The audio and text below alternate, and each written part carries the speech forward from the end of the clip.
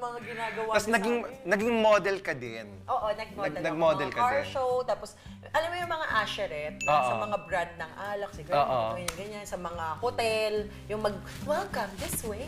Paano? Welcome, sir, this way. Mga ganon. Gumanon ka yung mga din. long gown, tapos Oo. mga naka-heels ka, tapos pakak na pakak yung makeup mo. Ganon din ako. Hanggang sa Singapore, nakarating ka daw Oo. sa pagmamodel mo. Yes. Anong ginawa mo sa Singapore? Kasi, uso dito yung alam mo yung makeup competition. Oo. Sa mga Air Asia, ganyan. Lagi Oo. akong ginagawang model sa ganyan. Sa Face mo. Oo. So, sorry ulit sa face ko. Hindi, ayun nga. So, doon nag-start yan. Tapos, majorette pa rin. Nakita ako ng makeup artist sa pagbabanda. Tapos kinuha niya ako, lumaban kami dito, local muna sa Pinas. Nanalo siya, champion. Tapos lumaban kami sa Singapore. Nag-first runner-up lang kami doon. Pero kung nag-champion kami, US yung next namin. Pupuntahan. Pero hindi yung may Q&A. Model lang talaga ako. Oo, Gagawin niya lahat ng gusto niyang gawin sa akin. Tapos ako, lang ako. Oh, hindi ka pwede doon sa Q&A na?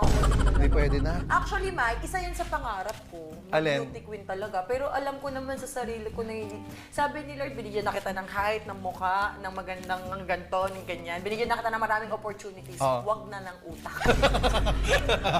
Pero alam mo, pinagpipray ko yan ngayon.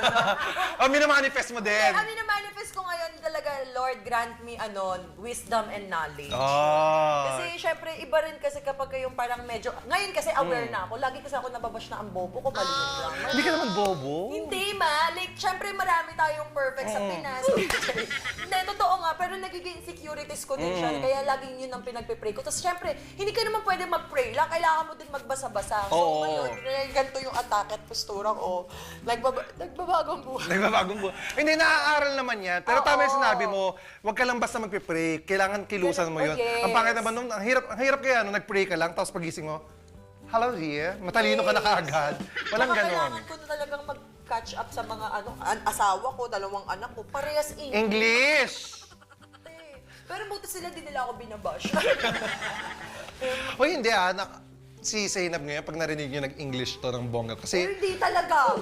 pag nakikipag-usap sa bahay, English na siya. Oo, kasi kailangan ko talagang mag-catch up. Alam mo, may pera ka naman, mag-hire ka na lang ng Alam mo, translator. isa yan sa mga iniisip ko, mag-hire kaya ako ng English teacher. Hindi, translator Pati na yung lang. mga grammar, kasi kawawa naman si ChatGPT.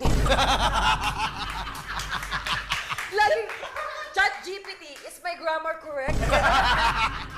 Hoy, para at least, diba? Talagang Ang mahalaga, ginagawa mo ng paraan. Oo, diba? Kaya gusto ko